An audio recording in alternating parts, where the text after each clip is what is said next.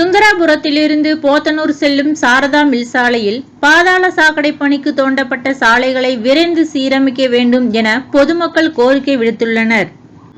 கோவை மாநகராட்சி தெற்கு மண்டலத்திற்குட்பட்ட குறிச்சி பகுதியில் மழைநீர் வடிகால், பாதாள சாக்கடை மற்றும் குடிநீர் குழாய் இணைப்பு பணிகள் நடைபெற்று வந்தது. இதன் காரணமாக அனைத்து சாலைகளுமே முழுமையாக தோண்டப்பட்டன. இது தவிர சாலை ஓரங்களில் கால்வாய்கள் அமைக்கும் பணிகளும் நடந்து வருகிறது. இதன் காரணமாக முக்கிய சாலைகள் அனைத்தும் குண்டும் குழியுமாக மாறியுள்ளன. குறிப்பாக சுந்தராபுரத்திலிருந்து போத்தனூர், ராமநாதபுரம், செட்டிப்பாளையம், வெள்ளலூர் ஆகிய பகுதிகளுக்கு இணைப்பு சாலையாக இருக்கும் சாரதா மில் சாலை முழுமையாக சேதமடைந்து பயணிக்கவே முடியாத நிலையில் இருக்கிறது. இருசக்கர வாகனம் மற்றும் ஆட்டோவில் செல்லும் நபர்களுக்கு சாலையில் சாகசம் செய்ய தெரிந்தால்தான் பத்திரமாக செல்ல முடியும் என்ற நிலை உள்ளது. மேலும் 4 சக்கரத்தில் செல்பவர்களுக்கு பொறுமை மிக அவசியம் வேண்டும். சமயங்களில் சாலைகளில் உள்ள பள்ளத்தில் சக்கரம் மாட்டிக்கொண்டால் அதிலிருந்து மீள்வதற்கான நேரத்தை நாம் இழக்க தயாராக இருந்தால் மட்டுமே இந்த வழியாக பயணிக்கலாம் என்ற நிலை உள்ளது. இந்த சாலை மாநகராட்சியின் 3 வார்டுக்குள் வருகிறது. 96வது வார்டு கவுன்சிலர் குணசேகரன், 98வது வார்டு கவுன்சிலர் உதயகுமார், 99வது வார்டு கவுன்சிலர் அஸ்லாம் பாஷா ஆகியோரின் வார்டுக்குட்பட்ட பகுதியில் வருகிறது. சாலை பணிகள் முழுமையடையாத நிலையில் அந்த வழியாக செல்லும் மக்கள் பெரிதும் பாதிப்புக்கு உள்ளாகி வருகின்றனர். இது குறித்து பாதாள சாக்கடை பணிகள் செய்து வரும் தனியார் நிறுவன அலுவலரிடம் கேட்டதற்கு, எங்களது பாதாள சாக்கடை பணிகள் முடியும் நிலையில் உள்ளது. பிரதான சாலையின் பணிகள் முடிவடைந்து விட்டன. இணைப்பு வேலைகள் தான் செய்ய வேண்டியுள்ளது. சாலை பணி முழுமையடையாததற்கு நாங்கள் காரணம் அல்ல. மேலும் இணைப்பு செய்யும் இடங்களுக்கான கான்கிரீட் சாலையை அமைத்து தருகிறோம் என்றும் கூறியுள்ளோம் என்கின்றனர். பாதாள சாக்கடை பணிகள் முடியும் நிலையில் சாலை அமைத்திட தாமதம் ஏன் என மாநகராட்சி உயர் அலுவலரிடம் கேட்டதற்கோ, இது தொடர்பாக நெடுஞ்சாலைத்துறைக்கு தகவல் மற்றும் கடிதம் அனுப்பியுள்ளோம், விரைவில் பணிகள் முடிவடையும் என்றனர். அதே சமயம் நெடுஞ்சாலைத்துறையினரிடம் கேட்டோம், மீட்டிங்கில் இருக்கிறோம், பிறகு அழைக்கிறோம் என்றே தொடர்ந்து பதில் கூறுகின்றனர். மக்களால் தேர்ந்தெடுக்கப்பட்ட கவுன்சிலர்களிடம் சாரதா மில் சாலை பணியின் மந்த நிலைக்கான காரணத்தை சொல்லும் முன் மக்கள் மற்றும் அரசியல் பிரமுகர்களின் கருத்துக்களை கேட்போம். இந்த சாரதா மில் ரோடு வந்து கிட்டத்தட்ட ஒரு வருஷமா வந்து ரொம்ப மோசமா இருக்குது. இது கிட்டத்தட்ட ஒரு 3 கவுன்சிலர் இந்த ஏரியாவில் திமுக கவுன்சிலர் இருக்காங்க. அவங்களாம் இருக்கிறாங்களா இல்லைன்னா வெளிநாட்டுக்கு எங்கேயோ போயிட்டாங்களான்னு தெரியல.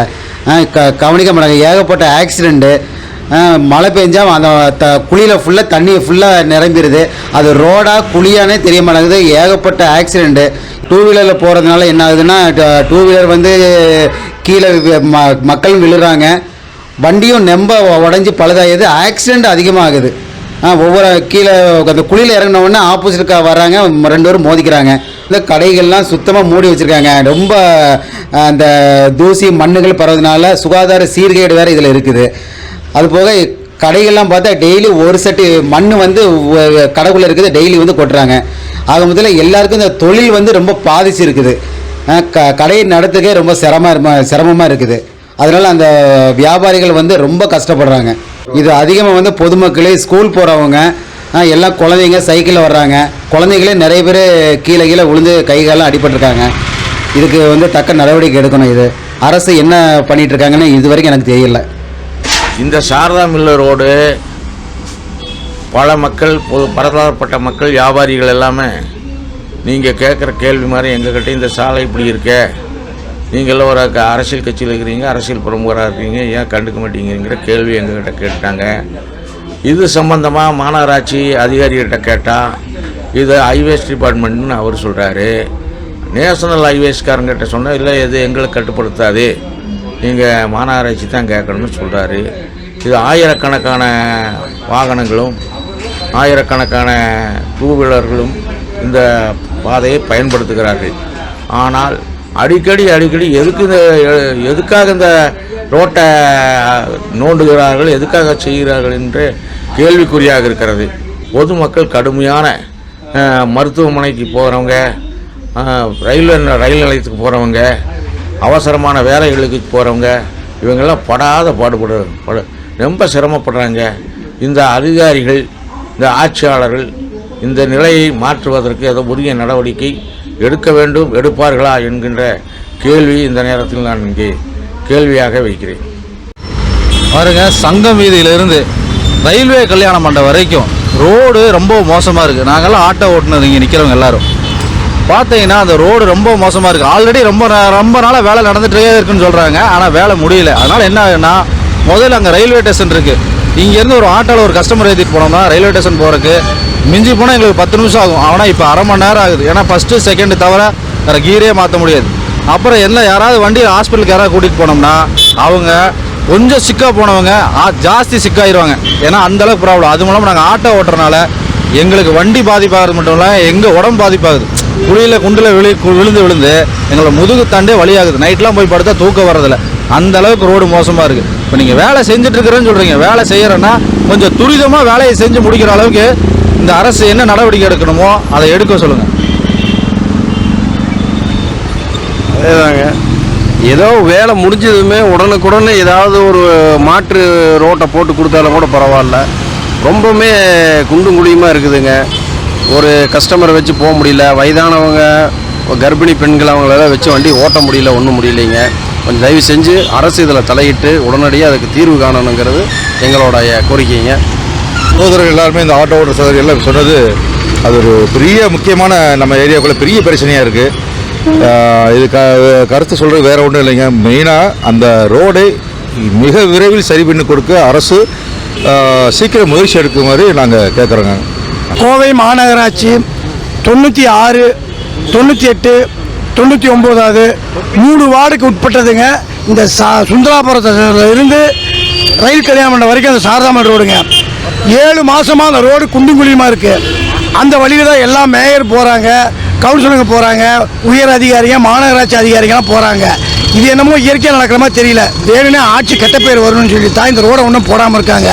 அந்த வழியில் வந்து ஒரு ஆட்டோ டிரைவர் ஆட்டோவில் போக முடியல, 2 வீலரில் போக முடியல. யார் போனால் கீழே விழுறாங்க பாவம். 2 வீலரில் போகிறவங்களாம் கீழே வந்து கையை காலை உடச்சிட்டு போகிறாங்க. அந்த ஏரியா செங்கோட்டை ஸ்கூல் இருக்குது, அசிஸ்டன்ட் கமிஷனர் ஆஃபீஸ் இருக்குது, 3 ஹாஸ்பிட்டல் இருக்குங்க. கர்ப்பிணிக்கு வந்து தனியாக ஹாஸ்பிட்டல் வச்சுருக்காங்க. எல்லாம் போகிறாங்க வராங்க. அந்த area main road Pothur railway station அங்கே தான் இருக்குது. நாங்கள் ராமநாதபுரம் போகணும், வெள்ளலூர் போனால் அந்த வழி தான் போகுதுங்க. எந்த விதமான நடவடிக்கை எடுக்க மாட்டேன்றாங்க. கவுன்சிலருக்கு அந்த வழி தான் போகிறாங்க வராங்க. ஏன் அதை விட்டு வச்சுருக்காங்க?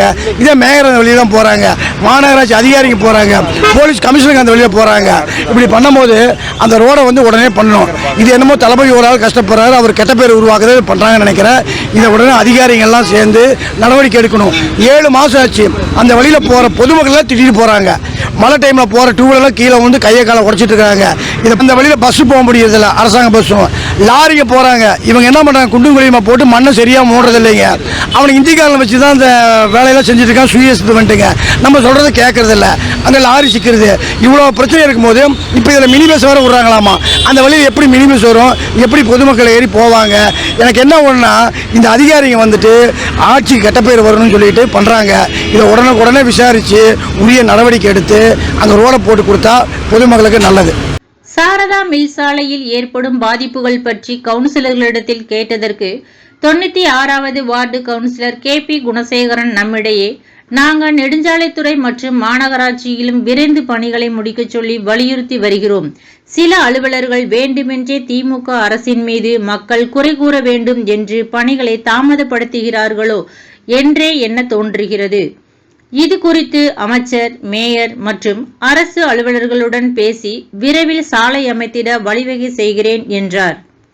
98வது வார்டு கவுன்சிலர் உதயகுமார் நம்மிடையே, அனைத்து துறையையும் இதில் கவனம் செலுத்த வேண்டும். பாதாள சாக்கடை இணைப்பு சில இடங்களில் இணைக்கப்படவில்லை, பல இடங்களில் இணைப்பு கொடுக்கப்பட்டு விட்டது. அதே சமயம் தொலைபேசி இணைப்புகள் பணியும் நடக்கிறது. ரயில்வே துறையையும் இதில் ஈடுபட்டு வருகிறது. ரயில்வே டிராக் கீழே மற்றும் மேலே குழாய் செல்வதற்கான பணிகள் முடிவடைய வேண்டும். இதற்கான அனுமதிகள் பெற்று தொலைபேசி பணிகளும் முடிவடைய வேண்டும். இவை அனைத்தும் முடிந்தால் மட்டுமே சாக்கடை நீரை கொண்டு செல்ல முடியும். இவைகள் முடிந்தால் நெடுஞ்சாலைத்துறையினர் சாலை அமைத்திட தயாராக இருக்கிறார்கள் என்பதே நான் தெரிந்து கொண்டது. இருந்தாலும் இவை அனைத்தும் விரைந்து முடித்திட நான் முயற்சி எடுத்து வருகிறேன். விரைவில் சாலை அமைக்கப்பட்டு மக்கள் பயன்பாட்டிற்கு வரும் என கூறினார். அடிக்கடி வெள்ளலூர் குப்பை கிடங்கிற்கு கோவை மேயர் மற்றும் துணை மேயர் மற்றும் கவுன்சிலர்கள் இந்த வழியாகத்தான் ஆய்வுக்கு செல்கின்றனர். கடந்த வாரம் கூட இந்த வழியாக சென்றனர். இந்த சாலையில் செல்வது எவ்வளவு சிரமமானது என்று அவர்களுக்கு தெரியாதா என மக்கள் கேள்வி எழுப்புகின்றனர். எது எப்படியோ மக்களுக்கான சாலையை முடித்திட அனைத்து துறையினரும் இணைந்து செயல்பட்டு விரைந்து பணியாற்ற வேண்டும் என்பதே அனைவரது எதிர்பார்ப்பும் ஆகும்.